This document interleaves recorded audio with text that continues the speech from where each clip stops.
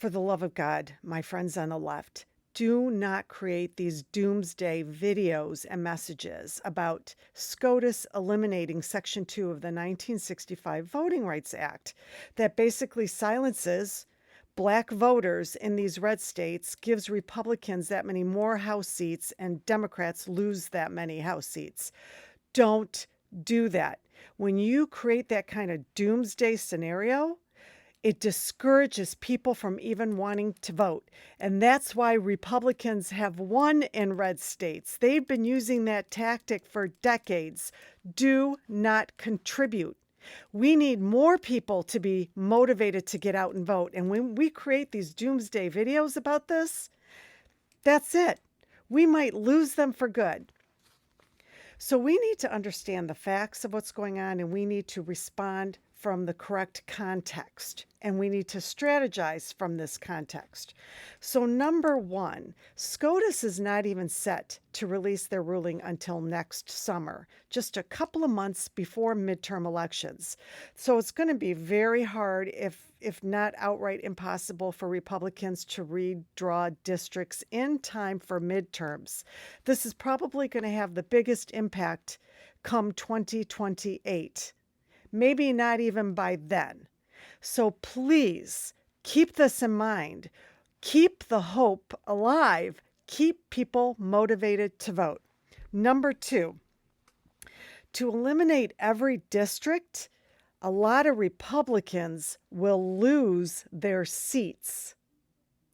And Republicans in those states are going to actually fight not to redraw districts for that reason.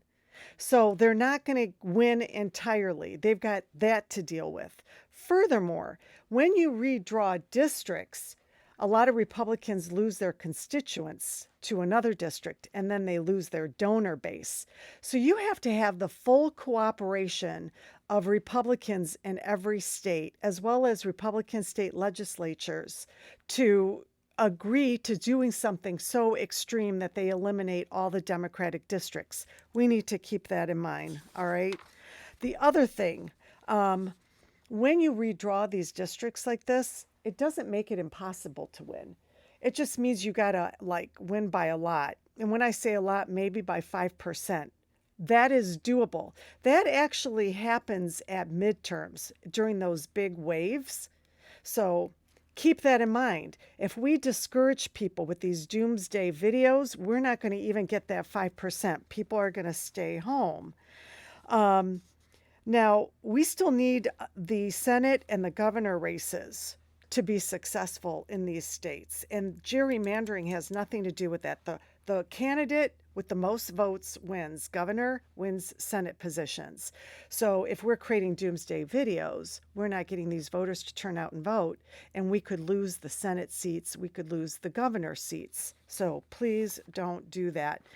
And then the other thing I want everybody to keep in mind is that Republicans can redraw their districts, okay, depending on this ruling, but it's happening at a time when this economy is plummeting. You've got farmers turning on Trump. You've got Republicans that are turning on Trump because of this administration.